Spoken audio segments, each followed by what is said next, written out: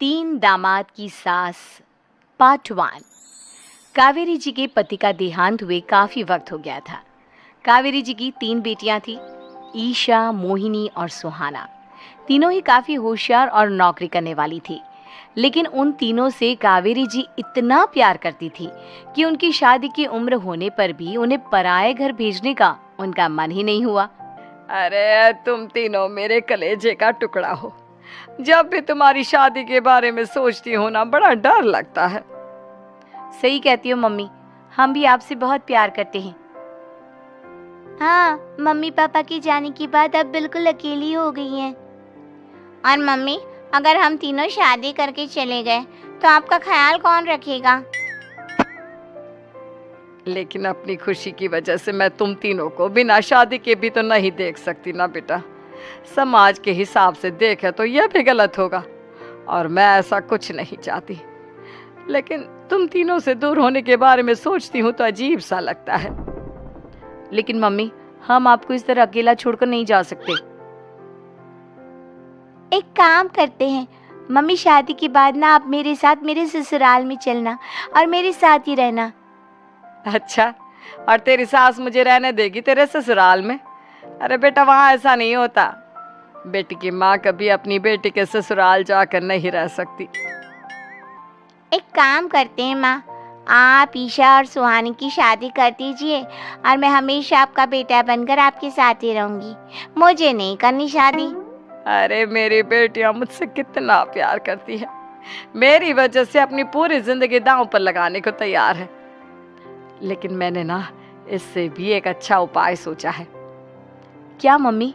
अगर आपके पास कोई सोल्यूशन है तो फिर क्यों परेशान हो आप? बताइए, क्या करना चाहती हैं आप? मैंने सोचा है कि अखबार में इश्तिहार देकर तुम तीनों के लिए 3 घर जमाई दामाद ढूंढ लूंगी। वैसे भी नौकरी तो तुम तीनों अच्छे से कर लेती हो, कमा भी अच्छा खासा लेती हो। कोई भी लड़का तैयार हो जाएगा तुमसे शादी करने के लिए। अरे मम्मी, ये हुई ना बात। इससे हमें आपसे दूर भी नहीं जाना पड़ेगा और आपको अकेला भी नहीं रहना पड़ेगा। हाँ मम्मी, ये बहुत अच्छा तरीका है। मैं तो कहती हूँ आज ही अखबार में ऐड निकलवा देते हैं। बिल्कुल, आज ऑफिस जाते वक्त मैं ये काम कर दूंगी। और कुछ ही दिनों के बाद कावेरी जी को 3 घर जमाई दामाद विवेक, सुमित और अविनाश मिल जाते हैं और वो उन तीनों लड़कों से अपनी तीनों बेटियों की शादी करवा देती है। शादी के कुछ दिन के बाद, अरे अब शादी हो गई, छुट्टियां खत्म, तुम तीनों जाकर नौकरी करो, कुछ काम करो। अरे मम्मी जी, कमाल करती हैं आप। अब घर जमाए इसलिए थोड़ी ना बनाए कि हम बाहर जाकर नौकरी करें। मम्मी जी, मेरा तो घर जमाई बनने का मकसद ही यही था कि कमाने वाली बीवी मिल जाए। बाहर जाकर काम करने से तो मेरा दिल घबराता है। घर का कोई काम है तो बता दीजिए मुझे। अगर ऐसी बात है तो शाम का खाना बनाओ। मेरी बेटियां नौकरी से थकी हारी आती है, अब नौकरी नहीं कर सकते तो कोई बात नहीं, घर का काम करो तुम लोग। मैं तो घर का काम करने में बहुत खुश हूँ, बस ये बाहर धूप में निकलना, रास्ते में जाना, नौकरी करना, ये सब मुझसे नहीं होता। बिल्कुल ठीक कह रहा है सुमित। अरे गर्मी में, बारिश में, सर्दी में घर से निकल कर जाना और उधर बॉस की चिक चिक सुनना, इससे बढ़िया तो यह है कि मैं घर में झाड़ू पोछा कर लूँ। ठीक है, फिर तुम झाड़ू पोछा करना। अविनाश शाम का खाना बनाएगा और विवेक तुम सुबह का नाश्ता और खाना बनाओगे। मेरे तीनों दामाद घर संभालेंगे और बेटियां नौकरी करेंगी। अगले दिन सुबह के वक्त, मम्मी मुझे ऑफिस के लिए देर हो रही है, नाश्ता चाहिए। अरे उस विवेक से कहा तो था कि सुबह का नाश्ता उसे उठकर बनाना है। अभी जाकर देखती हूँ क्या कर रहा है विवेक। अभी तक सोया हुआ है क्या? सुबह के 10 बज गए हैं। सोने दीजिए ना मम्मी जी, क्या हमेशा हिटलर की तरह हाथ में डंडा लेकर खड़ी रहती हैं। मैंने कहा सीधे उठकर खड़े हो जाओ और जाकर नाश्ता बनाओ। लेकिन मम्मी जी, बिस्तर में से निकलते ही कोई नाश्ता कैसे बनाएगा? 2 मिनट, वॉशरूम जाकर आता हूँ। बिल्कुल नहीं, सीधे रसोई में पहुंचो, मेरी बेटी को ऑफिस जाने में देर हो रही है। कुछ देर के बाद, हे भगवान, दोपहर के 12 बजे हैं लेकिन घर इतना गंदा पड़ा है। सुमित से कहा था मैंने समय पर झाड़ू पोछा कर देना। सुमित, कहाँ हो तुम? क्या हुआ मम्मी जी? सुबह की चाय तो पीने दीजिए। आप भी याद करती हैं, चिल्लाती ही रहती है। ये सुबह की चाय है या दोपहर की चाय? अगर तुम 12 बजे उठकर सुबह की चाय पियोगे तो क्या शाम का खाना रात के 3 बजे खाओगे? मम्मी जी चिल्लाइए मत, बताइए बात क्या है। अरे 12 बज चुके हैं, अभी तक झाड़ू पोछा नहीं हुआ। घर में देखो कितनी गंदगी है। अच्छा, तो आप इसलिए परेशान हैं।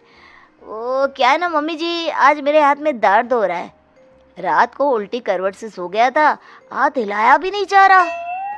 कौन से हाथ में दर्द है दामाद जी? इस सीधे हाथ में मम्मी जी, हाथ हिल भी नहीं रहा है। विवेक, सुन लिया तुमने? सुमित के हाथ में इतना दर्द है कि बेचारे का हाथ भी नहीं हिल रहा। आज तो ये खाना भी नहीं खा पाएगा, तो एक जन का खाना कम ही बनाना। ठीक है मम्मी जी। अरे नहीं मम्मी जी, मेरे कहने का मतलब वो नहीं था। मेरा मतलब है खाना तो खाऊंगा ना। अरे लेकिन कैसे? हाथ तो हिल भी नहीं रहा है। अरे मम्मी जी, आपको ना किसी जेल में जेलर होना चाहिए था। बेकार में हमारी सास बनकर जिंदगी खराब कर रही हैं। अरे लगाता हूँ पोछा। एक बेचारा घर जमाई और कर भी क्या सकता है। शाम को जब ईशा, सुहाना और मोहिनी ऑफिस से लौट कर आती हैं।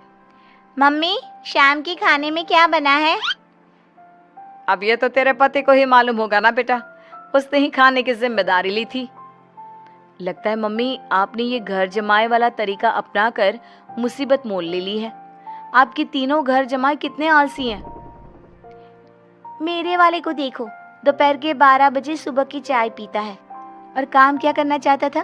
घर का झाड़ू पोछा। मम्मी बता रही थी कि आज उसने घर का झाड़ू पोछा शाम की 5 बजे किया था। अब क्या बताऊं बेटा, सुबह से हाथ दर्द का बहाना करके बैठ गया था। कहता है हाथ में बहुत दर्द हो रहा है, हिला भी नहीं जा रहा। सब बहाने मम्मी। ये तीनों घर जमाए मिलकर ना बस बैठकर खाना खाना चाहते हैं, काम धाम तो बिल्कुल नहीं करना चाहते। अरे लेकिन ऐसे काम नहीं चलेगा ना, मुझे इन तीनों को सबक सिखाना ही पड़ेगा। अरे तो मम्मी, आप हिटलर से कम है क्या? आपने जब हम तीनों को सबक सिखा कर इतना लायक बना दिया, तो इन तीनों नालायक दामाद को भी आप कुछ न कुछ तो बना ही देंगी। हाँ मम्मी, बस अपने अंदर के हिटलर को बाहर लाइए और अपनी तीनों दामादों को अच्छी तरह से सबक सिखाइए। रही बात आपकी बेटियों की, तो हम तीनों तो हमेशा से आपके साथ हैं। अरे लेकिन बेटा, इस काम के लिए तुम तीनों को मेहनत करनी पड़ेगी। कैसी मेहनत मम्मी? ऑफिस में तो वैसे ही बहुत मेहनत करते हैं हम तीनों। अरे प्रेग्नेंट हो जाओ, प्रेगनेंसी का बहाना बनाकर कह दो कि तुम तीनों ने नौकरी छोड़ दी है 2 साल के लिए, और जब घर में खाने के पैसे नहीं होंगे तो अपने आप काम पर जाएंगे ये तीनों। वाह मम्मी, क्या आइडिया दिया है। मैं तो कल ही जाकर कहने वाली हूँ कि मैं प्रेग्नेंट हो गई हूँ।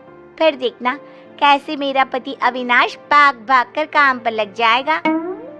और फिर 2 दिन के बाद, सुमित, मैं ना प्रेग्नेंट हूँ और इसलिए अगले 2 साल के लिए मैंने अपनी जॉब छोड़ने का फैसला ले लिया है। विवेक, पापा बनने वाले हो तुम। अब से ना तुम्हें ऑफिस जाना होगा, क्योंकि मैं तो 2 साल के लिए छुट्टी पर चली गई हूँ। अविनाश, अब तुम्हें जिम्मेदारी संभाल लेनी चाहिए, वरना ये घर कैसे चलेगा। हम दोनों मम्मी पापा बनने वाले हैं। लेकिन कावेरी के तीनों आलसी दामादों पर अपनी बीवियों की बात का कोई असर नहीं हुआ।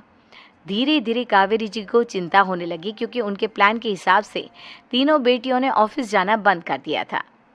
आखिर क्या तरीका अपनाएंगी कावेरी अपने आलसी दामादों को काम करना सिखाने के लिए? जानने के लिए सुनिए इस कहानी का पार्ट 2।